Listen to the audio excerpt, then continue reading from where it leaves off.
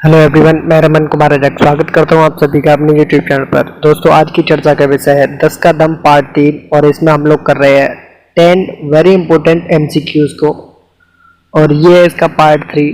तो आज का पहला प्रश्न देखते हैं। तो पहला प्रश्न है, रात्रिकालीन डाकघरों के समय का निर्धारण कौन करता है? तो जो नाइट पोस्ट ऑफिस होती हैं, एनपीओज होती हैं, उनके समय का सामान्यतः जो निर्धारण है वो सर्किल प्रमुख के द्वारा किया जाता है। इनके ऑप्शन नंबर ए हो जाएगा इस प्रश्न के लिए सही आंसर।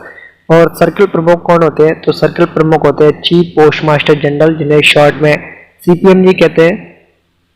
और सर्किल के बाद में आता है रीजन। रीजन के जो हेड होते हैं वो पोस्ट मास्टर जनरल होते हैं या रीजनल पोस्ट मास्टर जनरल होते हैं, जिन्हें आरपीएमजी या पीएमजी के नाम से जानते हैं। और थर्ड होता है डिवीजन, यानी कि मंडल के जो अधीक्षक मंडल के जो हेड होते हैं वो होते हैं सुपरिटेंडेंट ऑफ द पोस्ट, यानी कि अधीक्षक डाकघर। अगर डिवीजन पोस्टल डिवीजन है तो उसके जो हेड होते हैं वो सुपरिटेंडेंट ऑफ द पोस्ट होते हैं, अधीक्षक डाकघर होते हैं। वहीं अगर डिवीजन आरएमएस का है तो उसके जो हेड होते हैं वो आरएमएस के सुपरिटेंडेंट ऑफ द पोस्ट होते हैं, यानी कि अधीक्षक आरएमएस होते हैं। तो इस प्रश्न के लिए सही आंसर कि रात्रिकालीन डाकघरों के समय का निर्धारण सामान्यतः सर्किल प्रमुख के द्वारा किया जाता है, इसलिए इस प्रश्न के लिए सही आंसर हो जाएगा option number A. Question number दो में पूछा गया कि किन के आदेश से रात्रिकालीन डाकघरों के समय में बढ़ोतरी की जाती है? तो रात्रिकालीन डाकघरों के समय में नाइट पोस्ट ऑफिस के समय में जो बढ़ोतरी है वो डायरेक्टर जनरल के द्वारा की जाती है, यानी कि महानिदेशक जो कि डाक विभाग के होते हैं, उनके आदेशों से रात्रिकालीन डाकघरों के समय में बढ़ोतरी की जाती है। और समय में बढ़ोतरी है वो 8:30 बजे तक की जाती है। रात 8:30 बजे तक रात्रिकालीन डाकघरों के समय को बढ़ाया जा सकता है। और इस दौरान जो भी महानिदेशक के ऑर्डर होते हैं, डायरेक्टर जनरल के जो भी ऑर्डर होते हैं, उन कामों को इस बढ़े हुए समय में किया जाता है। क्वेश्चन नंबर 3 में पूछा गया है कि डाक महानिदेशक के आदेश से डाकघर के समय को कब तक बढ़ाया जा सकता है? तो डायरेक्टर जनरल के ऑर्डर से जो नाइट पोस्ट ऑफिस होती हैं उनके समय में बढ़ोतरी रात्रिकालीन रात 8:30 बजे तक बढ़ाया जा सकता है, इसलिए इस प्रश्न के लिए सही आंसर हो जाएगा वो होगा option number A. Next question number 4 में पूछा गया है कि रविवार एवं राष्ट्रीय छुट्टियों में रात्रिकालीन डाकघर कितनी पारियों में काम करते हैं? यानी कि जो नाइट पोस्ट ऑफिस होती हैं वो संडेज को भी काम करती हैं। ये भी प्रश्न बन सकता है कि रात्रिकालीन डाकघर संडे में काम करते हैं कि नहीं करते हैं? तो संडे में भी काम करते हैं। और जो नेशनल हॉलीडेज होती हैं, राष्ट्रीय छुट्टियां जो होती हैं, उनमें भी नाइट पोस्ट ऑफिस काम करती है। तो ये पूछा गया है कि रविवार और राष्ट्रीय छुट्टियों के दिन रात्रिकालीन डाकघर कितने पारियों में काम करते हैं? तो ये सिर्फ एक पारी में काम करते हैं, तो ऑप्शन नंबर ए हो जाएगा इस प्रश्न के लिए सही आंसर। और जो एक पारी में काम करते हैं उसका जो समय होता है वो होता है सुबह 10 बजे से लेकर के शाम 5 बजे तक, या कहे 17 PM तक।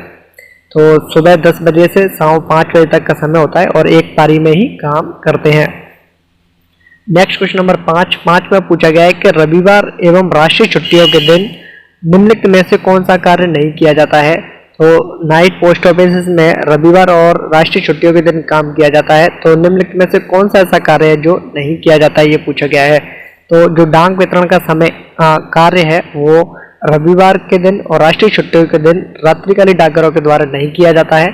और वहीं जो मनी ऑर्डर संबंधित कार्य हैं या सेविंग बैंक से संबंधित जो भी कार्य हैं, बचत बैंक से संबंधित जो भी कार्य हैं, वो काम नहीं किए जाते हैं। यानी कि रविवार एवं राष्ट्रीय छुट्टियों के दिन डाक का वितरण, मनी ऑर्डर संबंधित कार्य, बचत बैंक संबंधी कार्य नहीं किए जाते हैं, इसलिए इस प्रश्न के लिए सही आंसर होगा वो option number D. Next question number 6 में पूछा गया है कि प्रत्येक डाक पर न्यूनतम कितने डाकघरों की मोहर आवश्यक है? तो जो प्रत्येक डाक वस्तु होती है, जो भी पोस्टल के जो आर्टिकल होते हैं, डाक वस्तु जो भी होती है, उस पर न्यूनतम 2 डाकघरों की मोहर आवश्यक होती है।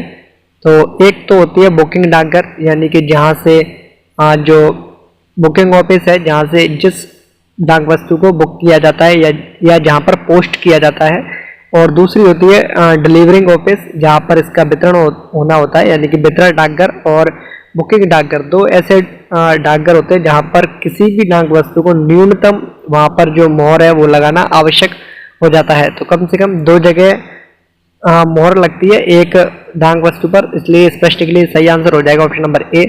और वो 2 जगह कौन कौन सी होती हैं? तो एक तो होता है बुकिंग ऑफिस, जिसे जहाँ पर डाक वस्तु पोस्ट की जाती है, और दूसरा होता है डिलीवर्ड ऑफिस, जहाँ पर जिस डाक वस्तु का डिलीवर्ड होना हो, वितरण होना हो, तो कम से कम 2 जगह पर मोहर लगनी आवश्यक हो जाती है।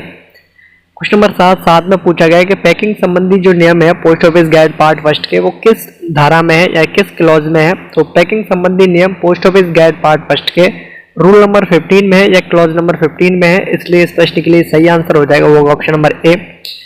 इसको याद रखने का जो सिंपल तरीका है वो ये है कि पैकिंग को हिंदी में पैकिंग ही बोलते हैं, और 15 को हिंदी में बोलते हैं 15। तो पैकिंग की पी और 15 की पी से याद रखा जा सकता है, तो ऑप्शन नंबर ए हो जाएगा इस प्रश्न के लिए सही आंसर।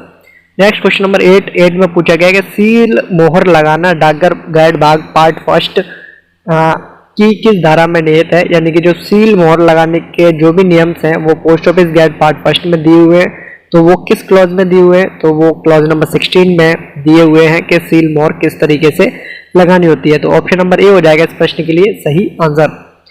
क्वेश्चन नंबर 9 में पूछा गया है कि जो डाक टिकट चिपकाने का नियम है वो post office guide part first के किस धारा में लिखा हुआ है। तो डाक टिकट को चिपकाने का जो नियम है affixing of postage stamps post office guide part first के रूल नंबर 23 में लिखा हुआ है, इसलिए इस प्रश्न के लिए सही आंसर हो जाएगा ऑप्शन नंबर ए। और किसी भी डाक वस्तु पर डाक टिकट कहाँ पर चिपकाई जाती है, तो जिस तरफ एड्रेस लिखा होता है उसका जो राइट हैंड साइड का ऊपरी हिस्सा जो होता है वहां पर चिपकाई जाती है डाक टिकट, और वहीं जो सेंटर का जो एड्रेस है भेजने वाले का यानी कि प्रेषक का जो एड्रेस है वो लिखा जाता है। जिस तरफ पता लिखा होता है उसके लेफ्ट हैंड साइड में नीचे के हिस्से की ओर प्रेषक का नाम पता लिखा जाता है। तो इस प्रश्न के लिए सही आंसर हो जाएगा क्लॉज नंबर 23 यानी कि ऑप्शन नंबर ए होगा इस प्रश्न के लिए सही आंसर। नेक्स्ट क्वेश्चन नंबर 10 में पूछा गया है कि डाक टिकट डाक वस्तु पर कहाँ चिपकाए जाते हैं। तो किसी भी पोस्टल आर्टिकल पर डाक टिकट है वो जिस तरफ पता लिखा होता है उसके दाईं ओर ऊपरी हिस्से पर चिपकाए जाते हैं, इसलिए इस प्रश्न के लिए सही आंसर हो जाएगा ऑप्शन नंबर बी। इसी नोट पर इस वीडियो को करता हूं मैं एंड। ये है अंत इस वीडियो का। धन्यवाद।